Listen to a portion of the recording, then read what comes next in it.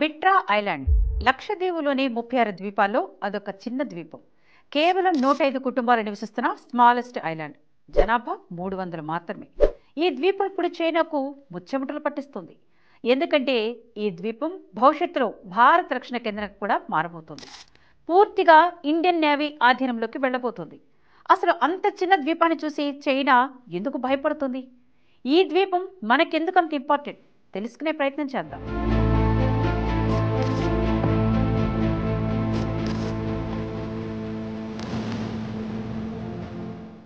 దేశ రక్షణ ప్రయోజనాల కోసం బిట్రా ద్వీపాన్ని స్వాధీనం చేసుకునేందుకు భారత ప్రభుత్వం సిద్ధమైంది.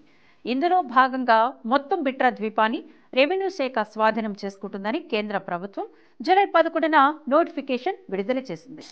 బిట్రా ద్వీపం ఇప్పటి వరకు లక్షద్వీప్ కేంద్ర పాలిత ప్రాంతంగా లక్షద్వీప్ అడ్మినిస్ట్రేషన్లో ఉంది. భారత నౌకాదళం, ఇండియన్ కోస్ట్ గార్డ్ ద్వీపంలోని రక్షణ పర్యవేక్షణ బాధ్యతలు నిర్వహిస్తున్నారు.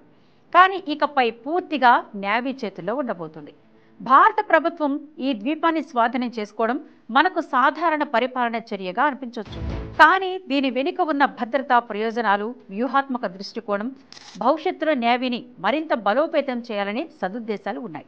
అనుకున్నదే అనుకున్నట్లుగా జరిగితే మళ్లీ భారత సముద్రాలపై ఆధిపత్యాన్ని ప్రదర్శిస్తుందని చెబుతున్నారు రక్షణ రంగ నిపుణులు. అరేబియా సముద్రం, హిందూ మహాసముద్ర మార్గాలపై నిఘా ఉంచడానికి ది బెస్ట్ కామన్ పాయింట్ ఇదే. ఈ ద్వీపాన్ని సరిగ్గా ఉపయోగించుకుంటే దేశానికి ఒక స్ట్రాటజిక్ యాక్సెస్ పాయింట్గా మారుతుంది. చైనా వ్యూహాలకు చెక్ పెట్టేందుకు బిట్రా ద్వీపం అత్యంత ముఖ్యమైన ఐలాండ్.